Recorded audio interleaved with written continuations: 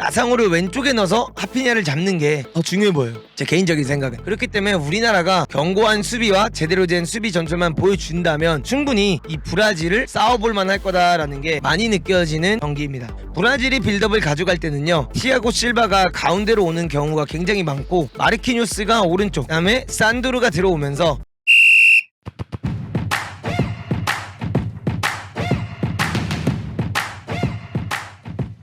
골키퍼에는 알리송이 나올 거고요. 오른쪽에는 마르키뉴스, 왼쪽에는 티아고 실바, 그 다음에 오른쪽에는 다닐루, 왼쪽에는 산드로가 나올 가능성이 높습니다. 그리고 이제 가운데서는 카세미르가 나오고요. 오른쪽에 하피냐, 파케타 나올 거고, 네이마르 나오고, 비니시우스 나오고, 포드에는 히샬리숑. 이렇게 브라질은 라인업을 꾸릴 걸로 보이고요. 자, 그럼 브라질 해볼만 하냐, 아니면 브라질이기 때문에 야 이거 명예로운 죽음이다 라고 물어보신다면, 제가 이번 월드컵에 브라질의 경기들을 봤고 주전 선수들이 뛰는 걸 봤는데 사실상 브라질이 스위스 쉽게 이기지 못했어요. 그 다음에 브라질이 세르비아한테 2대0으로 이겼지만 세르비아도 절대 쉽게 이기지 못했습니다. 그렇기 때문에 우리나라가 견고한 수비와 제대로 된 수비 전술만 보여준다면 충분히 이 브라질을 싸워볼 만할 거다라는 게 많이 느껴지는 경기입니다. 자, 그러면은 이 브라질 어떻게 빌드업을 하는지 여러분들 궁금하시죠? 브라질이 빌드업을 가져갈 때는요, 티아고 실바가 가운데로 오는 경우가 굉장히 많고 마르키뉴스가 오른쪽, 그 다음에 산두르가 들어오면서 이렇게 3백 형태를 만드는 것을 자주 볼 수 있습니다. 그런 식으로 3백을 만들게 되고요. 파케타랑 네이마르가 요렇게 3백을 만들면서 숫자를 뒤에서 가져가기 때문에 하프 스페이스에 들어가서 노는 거를 진짜 많이 볼 수 있어요. 그래서 네이마르랑 파케타가 우리 미드필더와 수비진 사이에 하프 스페이스에 이렇게 들어갈 확률이 굉장히 높은 브라질이고, 히샬리숑이 이렇게 맨 위에 올라가서 플레이를 가져가는 경우를 볼 수가 있습니다. 그리고 카세미루가 이렇게 수비형 미드필더에 서 있을 거고요. 이렇게 되면 다닐루가 어딜로 가냐 굉장히 궁금할 거예요. 그럼 여기서 티아고 실바로부터 공이 빌드업이 시작된다 하면은 다닐루가 오른쪽 풀백 자리에 있는 게 아니라 다닐루가 이렇게 안으로 들어오고 카세미루가 한짝 옆으로 가주면서 3-2 요 포메이션을 굉장히 잘 만드는 브라질이고요. 여기서 이제 한 가지 또 더 봐야 되는 건 산드루랑 마르키뉴스가 이렇게 벌려주게 되다 보니까 대부분의 상대팀을 보면 윙어들이 마르키뉴스랑 산드루를 잡기 위해서 벌려있는 모습을 볼 수 있어서 비니시우스가 우리 풀백과 윙어 사이, 제가 항상 말하는 가장 위험한 자리라고 하죠. 요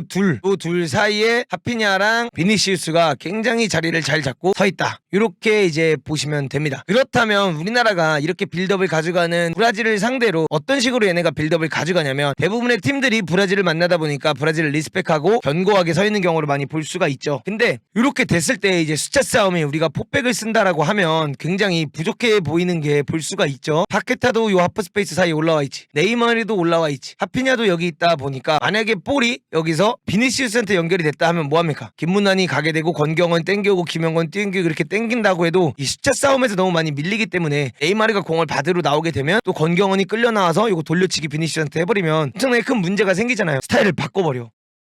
어떻게 스타일을 바꾸냐면 이 3백을 유지하는 게 아니라 폭백 느낌으로 빌드업을 바꿔버립니다. 자, 다시 한번 그것도 보여드리겠습니다. 티아고 실바가 왼쪽, 그 다음에 마르키뉴스가 오른쪽에 이렇게 둘이 위치라는 걸 볼 수가 있고요. 이렇게 되면 다닐루가 안으로 들어가기보다는 다닐루가 벌립니다. 다닐루가 쫙 벌려서 풀백 자리에 서 있고요. 산드루가 쫙 벌려서 풀백 자리 이렇게 서 있고, 그 중간에 카세미루가 서 있으면서 요 상대들이 이렇게 되면 압박하기가 되게 애매해지고, 세르비아인데 이렇게 되면 다닐루를 잡기도 애매하고, 여기서 볼이 만약에 티아고 실바한테 들어간다고 치면은 이지성이 나가야 되는데 이지성이 이렇게 나가게 보면 네이마르가 비게 되고, 네이마르가 이렇게 받으러 오면 정우영 끌려 나오면 또 비니시우스가 돌려쳐서 네이마르가 비게 되고, 요런 장면들을 굉장히 많이 만들어요.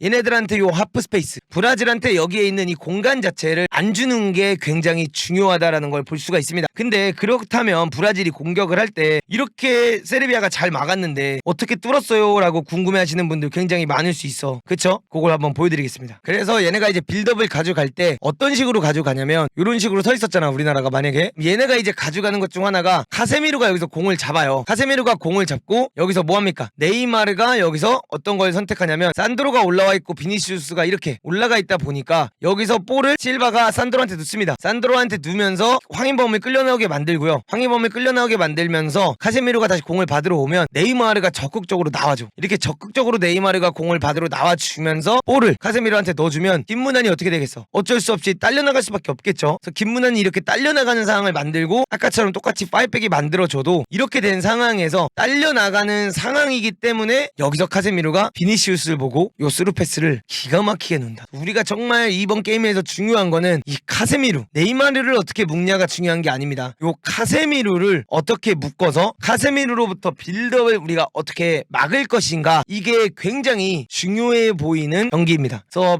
브라질의 빌드업은 이런 식으로 진행이 되는 경우가 많고, 굉장히 네이마르와 파케타가 하프 스페이스에서 잘 놀아주는 모습을 볼 수가 있기 때문에 이 두 선수도 견제를 해야 되지만, 결과론적으로는 그 공을 네이마르와 파케타와 하피냐와 이 비니시우스를 살리는 이 볼줄을 우리가 얼마나 잘 끊냐가 굉장히 중요해 보이는 경기다라고 여러분들이 보시면 되고요. 브라질의 빌드업은 여러분들 사실 이게 다예요. 브라질이 빌드업을 어떻게 가져가냐라고 궁금해 하신다면 브라질은 이렇게 빌드업을 가져갑니다.